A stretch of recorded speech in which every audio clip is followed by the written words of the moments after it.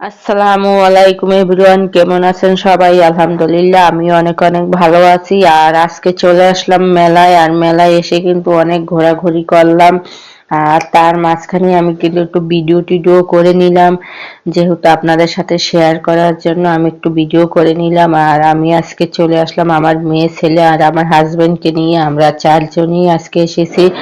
আর এর আগেও আমরা দুইবার এসেছিলাম। আর সেই সময় কিন্তু আমার মামির শাশুড়িরা, আমার মামার শ্বশুর, তারপর ননদ, সবাই মিলেমিশেই আসছিলাম, দুইবার আসছিলাম। আর এসে কিন্তু প্রথমে দেখুন আমরা ভেলপুরি নিয়ে নিলাম আর ভেলপুরি খেয়ে নিলাম। আর ভেলপুরিগুলো কিন্তু অনেক ভালো হয়েছিল। তারপরে আমার ছেলে বলছিল ও নাকি ব্রেড পকোড়া খাবে। আর এই ব্রেড গুলো কিন্তু ডিম দিয়ে ভেষণ দিয়ে ভাজা হয়েছে, ব্রেড গুলো কিন্তু ভালোই হয়েছিল। আর তারপরে আমরা ঝালমুড়ির অর্ডার দিয়ে দিলাম। আর ঝালমুড়িটাও খেতে অনেক ভালো হয়েছিল, যেহেতু ঝালমুড়িটা কিন্তু মুরগির কলিজা আরো কি কি যেন অংশ দিয়ে তারপরে এই কলিজা ঝালমুড়িটা ভাজা বানানো হয়েছে। ঝালমুড়িটা অনেক ভালোই লাগছিল খেতে। আর এক প্লেটই কিন্তু আমাদের হয়ে গেছে, যেহেতু আমরা বেশি বেশি খাইনি, অল্প অল্পই খেয়েছি, পেট তাতেই ভরে গেছে। তারপরে আমরা নিয়ে নিলাম চাউমিন, চাউমিনও নিয়ে তারপরে আমরা খেয়ে নিলাম পাঁপড়। আর আপনাদের ভাইয়া আম, পাঁপড় নিয়ে আসছিল, সেই পাঁপড়টা আমরা খেয়ে নিলাম। যেহেতু আপনাদের ভাইয়ের পাঁপড়টা অনেক পছন্দ, তাই উনি কিনে আনছিল, উনিও খেয়েছে আর আমাদেরকেও দিয়েছিল।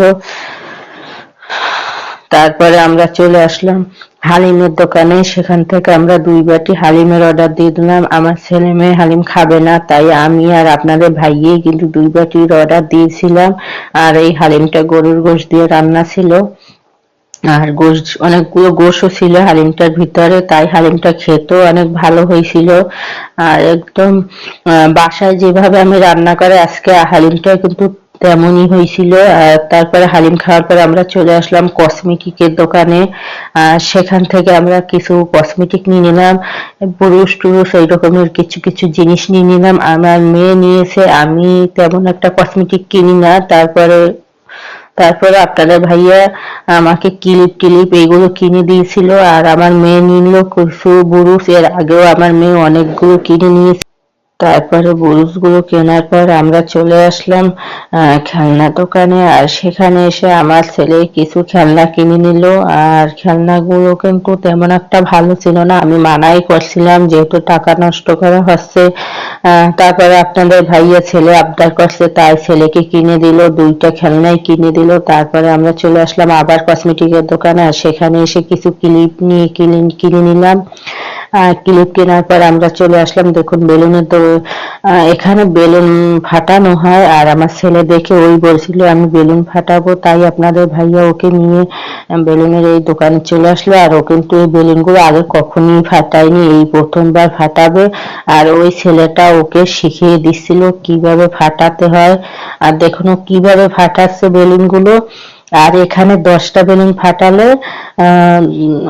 10টা ফাটালে 20 টাকা দিতে হয়। আর ও কিন্তু 10টা বেলুনই ফাটাইছিল, আর 8টা ফাটাইছিল আর 2টা আমার মেয়ে ফাটিয়েছিল।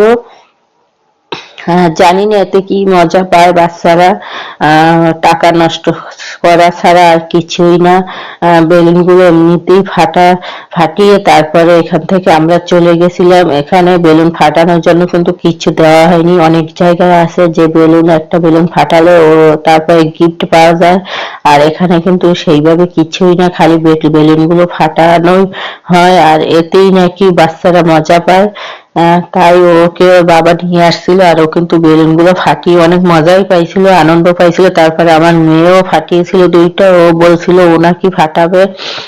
আর আমার ছেলেকে দেখে ওরও ফাটাতে মন চাইছিল, এই জন্য ও কিন্তু বন্দুকটা ধরে তারপরে ফাটিয়েছিল। একটু নার্ভাস ছিল কিভাবে কি ফাটাবে। তারপরেও ও 2টা বেলুন ফাটিয়েছিল। তারপরে আমরা চলে আসলাম পাপড়ের দোকানে। আর সেইখান থেকে আপনাদের ভাইয়া আরো পাপড় কিনে নিল আমার শাশুড়ির জন্য, যেহেতু আমার শাশুড়ি ভাজা পোড়া তেমন একটা খায় না, তাই ওনার জন্য পাপড় কেনা হয়েছে। তারপরে ওনার জন্য আমরা চিড়া, মোয়া এগুলো অনেক কিছু কিনে নিয়েছি। তারপর আমি অলমেটের দোকানে চলে আসলাম। সেইখান থেকে আমি অলমেট কিনে নিয়ে নিলাম। আর নিয়ে তারপরে আমরা কিন্তু এখন বাসার দিকে রওনা দিলাম, এখন বাসায় যাব। আর তারপরে আরো একটা দোকানে ঢুকে সেখান থেকে আমি ছুরি, তারপরে আরো কিছু কিছু জিনিস আমি কিনে নিয়েছি এই দোকান থেকেও। সেগুলো কিন্তু আর ভিডিও করা হয়নি, যেহেতু আমি ভিডিও করছি তারপরে আমি নিজেই আবার দেখে দেখে কিনছি, তাই আমি আর তাই সেইভাবে সবগুলো কিন্তু ভিডিও করা হয়নি। যেটুকু পেরেছি সেইটুকুই কিন্তু আমি ভিডিও করেছি। আর দেখুন এখন তো আমরা বাড়ি চলে যাচ্ছি, মেলা থেকে বেরিয়ে বাড়িতে চলে আসলাম। আর কি কি কিনলাম সেগুলোই আপনাদের দেখাচ্ছি। একটা খুন্তি, কাঠের খুন্তি কিনে নিয়ে আসলাম, আর এই খুন্তিটা কিন্তু অনেক ভালো ছিল। তারপরে চিরুনি কিনে নিয়ে আসলাম আমার শাশুড়ির জন্য, আর একটা হ্যান্ড বিটার কিনে নিয়ে আসলাম, কেক টেক বানানো যাবে এই জন্য এইটা আমি নিজে কিনে নিয়ে আসলাম। আর অনেক কিছুই আমার মনে থাকে না, আপনাদের ভাইয়া মনে করিয়ে দেয়, তারপরেই আর কেনা হয়। যেহেতু আমি বাজারে গেলে আমার আর মনে থাকে না কি কিনবো না কিনবো। তারপরে এই ছুরিটা কিন্তু উনিই কিনে দিয়েছিল আমাকে কাটার জন্য, অনেক কিছু কাটা লাগে এই জন্য। আর এই চামচটার কথা আমার মনে ছিল না, সবসময় আমি আচার উঠাতে গেলে হাতে লেগে পড়ে আর তখনই বলি একটা লম্বা চামচ লাগবে, তাই আজকে উনি মনে করে আমাকে কিনে দিয়েছে। আর এগুলো কিন্তু অলমেট ছিল, আর এই অলমেট গুলো আমি বেছে বেছে তারপরে কিনে নিয়ে আসছি। আর আমার কিন্তু এইগুলো অনেক পছন্দ, তাই আমি কিনে নিয়ে আসলাম। আজকে 4টা নিয়ে আসলাম, আর সেদিনকেরও আমি 5-6টা কিনে আনছিলাম, আর আজকেও আমি নিয়ে আসলাম কিছুটা অলমেট। আর এখানে কিন্তু ছিল এই ক্লিপগুলো, কিন্তু আপনাদের ভাইয়া আমাকে কিনে দিয়েছে, উনি পছন্দ করে কিনে দিয়েছে। যেহেতু উনি বলছিল আমাকে যে তুমিও কিনে নাও, অনেক আমি কিনিনি, যেহেতু আমি এসব জিনিস কম কমই কিনি। আর আমার মেয়ে কিনেছিল এইসব ক্লিপ এগুলো। তারপরে আমরা কেকের দোকান থেকে কেকও কিনে নিয়ে আসছি। আর কেকটা কিন্তু কেনার সময় ভিডিওটা আমি করা হয়নি। আর কেকটা খেতেও ভালো হয়েছিল। আর তারপরে কেকটা ওইখানে বসে খেয়ে তারপরে আমরা আরো দুটো বাসার জন্য নিয়ে আসছিলাম আমার শাশুড়ির জন্য। উনি বেশি একটা কেক খায় না, অল্পই খায়। তারপরে আজকে কেকটা অনেক ভালো হয়েছিল তাই নিয়ে আসছিলাম।